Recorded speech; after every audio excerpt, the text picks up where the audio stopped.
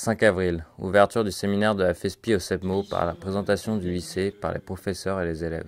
Demain matin, nous commencerons la journée par une conférence, on va dire une intervention de Monsieur Terrail qui nous fait le plaisir d'être avec nous aujourd'hui et demain, sociologue de l'éducation, fondateur du groupe de recherche sur la démocratisation scolaire. Alors on ne pratique pas la cogestion comme on peut la voir par exemple à Saint-Nazaire ou au LAP, hein.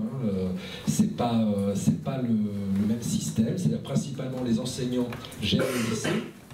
Mais on trouve dans les instances en fait une coordination élève aussi qui tente de jouer son rôle, hein, de représentation aussi des élèves. Alors il y a un truc que personne n'a dit, c'est qu'il n'y a pas de sanction. Voilà.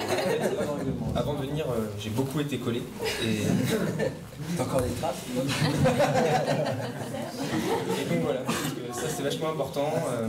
Puis le rapport avec les profs est différent que dans un lycée classique. Donc ça non plus, vous en avez pas trop parlé.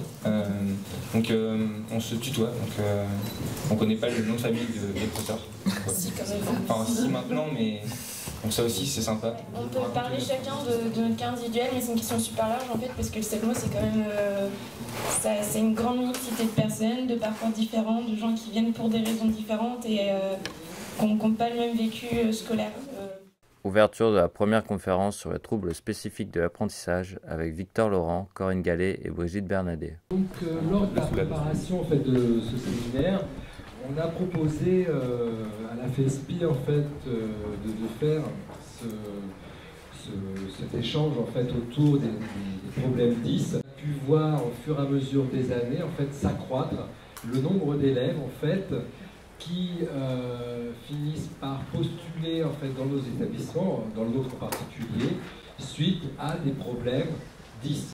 Et finalement, qui vient chercher une alternative à la scolarité, une aide qu'ils n'ont pas trouvée finalement dans le système classique. Eh bien, au préalable, nous avons demandé à 3 personnes, très différentes les unes des autres, finalement, de venir nous apporter leur éclairage. Oui, donc bonjour à tous, donc, je m'appelle Victor Laurent, puis je suis élève en second, comme Olivier l'a dit. Alors moi je suis dyspraxique et dyscalculie. On a fait des réunions avec le collège. Le collège n'a jamais rien fait. Ils ne pensaient qu'à leurs problèmes personnels, hein, entre guillemets, hein, problèmes d'argent, des choses comme ça, hein, la représentation du collège ou même des lycées, hein, la représentation, hein, le pourcentage de réussite au bac, le pourcentage de réussite au brevet, c'était ça qui les intéressait en fait au final. Et donc c'est comme ça que j'ai pu rentrer au CEPMO, quoi. Donc, et tout ça en fait, pour en venir à mon handicap. C'est à cause de ma dyscalculie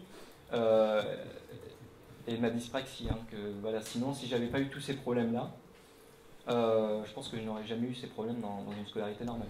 Déjà, donc, je vais me présenter, donc, je m'appelle Corinne Gallet, je suis formatrice à l'INSHEA, donc l'Institut National pour la Recherche et la Formation sur le handicap et l'enseignement adapté. Vous savez, en fin d'année, il y a toujours des gamins qui ne sont pas orientés, qui sont en école ordinaire, mais qui n'ont pas pu être orientés. Donc, elles nous écoutent, voilà, ils ont vu un psy, ils ont été au CMPP, ils ont fait plein de trucs. Ils sont d'intelligence normale, je les ai vus, mais ils n'ont toujours pas appris à lire. De toute manière, tu ne pourras pas faire pire que ce qui leur est arrivé, donc je te les confie. Voilà, donc de quoi ont-ils besoin en général?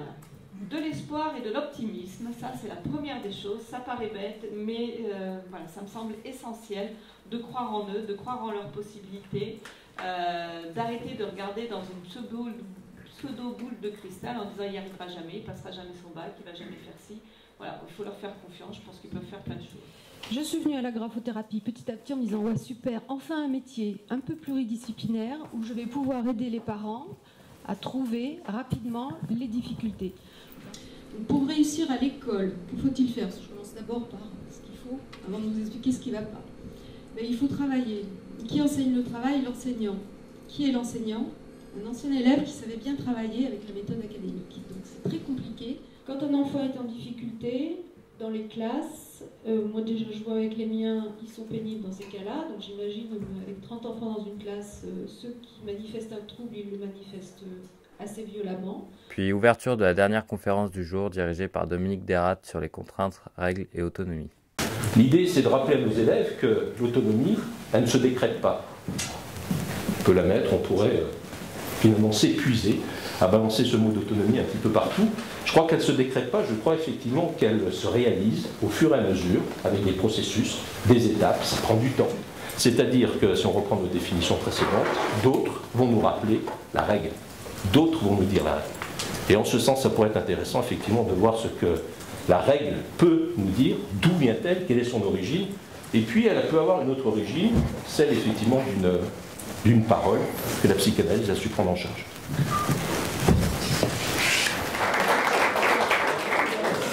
Je suis Dominique Dérat. Donc en fait, je suis psychologue clinicien, psychanalyste. Alors je suis un psychologue clinicien, psychanalyste un peu particulier puisque je travaille pour la SNCF. Et je suis aussi en libéral. Le langage, c'est en fait l'ensemble de la culture. Les premiers éléments qui marquent l'avènement du langage, c'est à partir du moment où les hommes et les femmes commencent à faire des sépultures. Autrement dit, ils enterrent leurs morts, et quand ils enterrent leurs morts, ils écrivent des choses. Ils font des épitaphes. Ici gît à mon tendre époux, ma tendre épouse, et on met des petits objets, et on fait des rites. Et il y a quelque chose, effectivement, de la culture qui s'inscrit là, et bien sûr du langage et toute sa complexité. Ça, effectivement, c'est ce qui est au cœur de la construction de la culture et de ce qui va être la loi. Je disais qu'effectivement, c'est quelque chose qui est au cœur de l'humanité, et on ne peut pas considérer cette chose-là sans la question du désir. Samedi 6 avril, Jean-Pierre Terrail prend la parole avec une conférence sur la démocratisation scolaire. Premier point, d'où je pars. Moi, je suis universitaire retraité, je suis sociologue, j'ai fait une carrière d'enseignant-chercheur à l'université, je suis à la retraite depuis 5 ans, et j'en ai profité avec quelques amis pour monter ce petit collectif qui s'intitule le groupe de recherche sur la démocratisation scolaire. Nous partons du raisonnement suivant. En France, en 1945, il y avait 4% de bacheliers, 15% dans les années 60, et puis qui nous conduit en 1995, et depuis ça n'a quasiment pas bougé, à 60 et quelques pourcents de bacheliers, toutes sections confondues.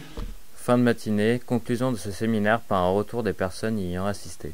J'espère que ces 2 jours vont permettre de donner corps à des expériences partagées. L'idée, c'est de faire vivre ces structures et de les faire perdurer. Mathieu, prof au CEPMO, donc 2e jour de ce séminaire de la FESPI. On a pu écouter des intervenants très différents, un sociologue notamment ce matin, échanger avec des gens des autres ESPI. Finalement, il m'a conforté dans mon postulat qui était de dire que on ne peut pas généraliser bien entendu ce type de dispositif, mais que par contre il faut arriver à gérer les élèves qui ne se reconnaissent pas dans le système classique, et que pour les gérer, il y a nécessité d'avoir des systèmes qui soient à chaque fois uniques, liés à la culture de l'établissement, des équipes enseignantes qui l'ont construite. Donc bonjour, vous êtes venu aujourd'hui au CEPMO pour un séminaire. Est-ce que vous pouvez vous présenter en quelques mots? Oui, je m'appelle Jean-Pierre Terrail, j'ai 71 ans. Je suis universitaire retraité, sociologue. Voilà, et si je suis ici, on m'a invité à participer à cette réunion, c'est en raison de mes travaux sur les questions de l'école, des inégalités scolaires, en lien depuis que je suis à la retraite avec un petit collectif intitulé Groupe de recherche sur la démocratisation scolaire qui réunit des chercheurs et des enseignants syndicalistes intéressés aux questions de l'école. D'accord, et qu'entendez-vous par démocratisation scolaire?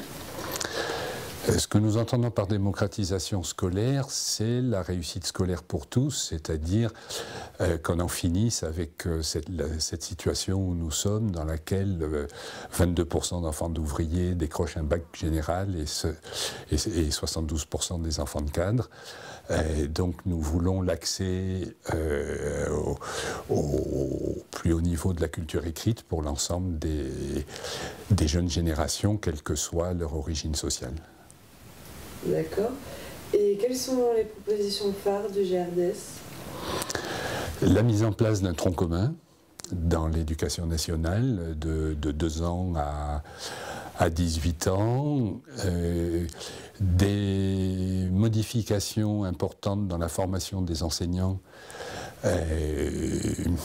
et puis des